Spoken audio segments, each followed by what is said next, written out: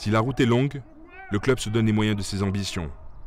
S'inspirant de son cousin du football, le Loup a franchi depuis quelques années de nouvelles étapes pour atteindre le haut niveau. Depuis 2 ans, il évolue au Matmut Stadium, un complexe sportif, mais aussi de vie.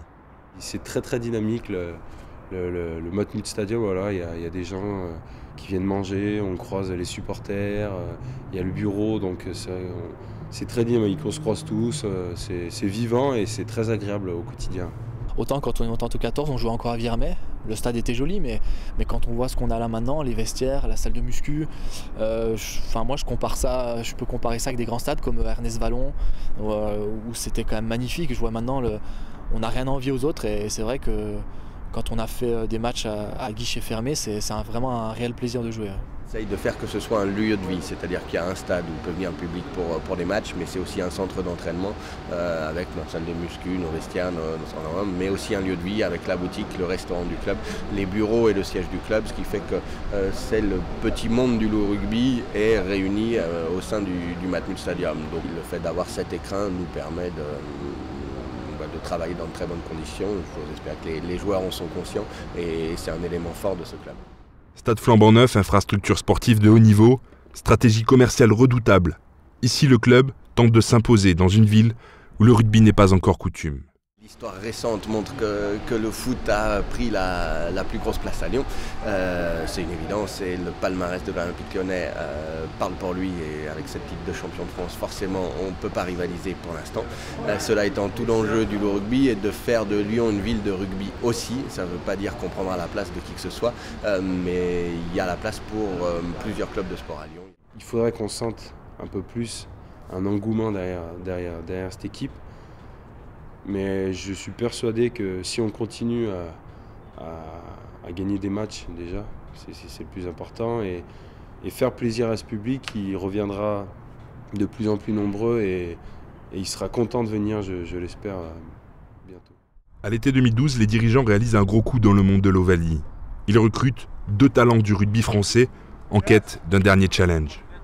L'ancien capitaine du 15 de France, Lionel Nallet, et sa carrière exemplaire, mais aussi la star médiatique de ces dernières années, Sébastien Chabal.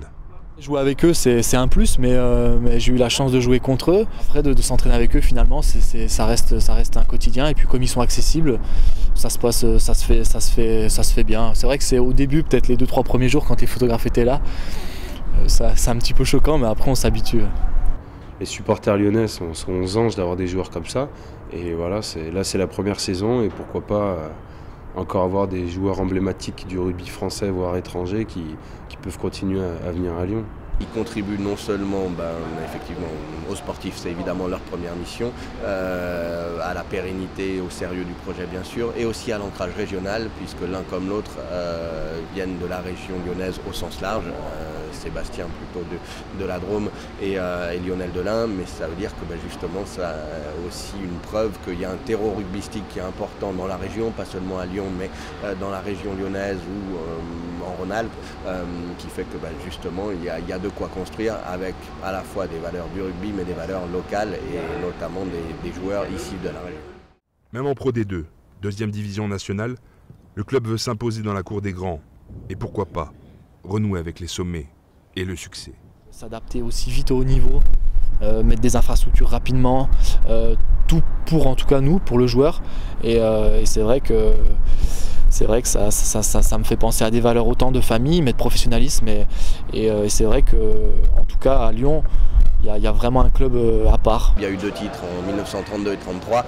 Maintenant, ce qu'il faut, c'est écrire l'histoire récente de l'enjeu et d'essayer de faire que cette grande ville de Lyon est un club qui soit du coup un grand club et qui soit pérenne au plus haut niveau. Le Loup est en passe de réussir son pari.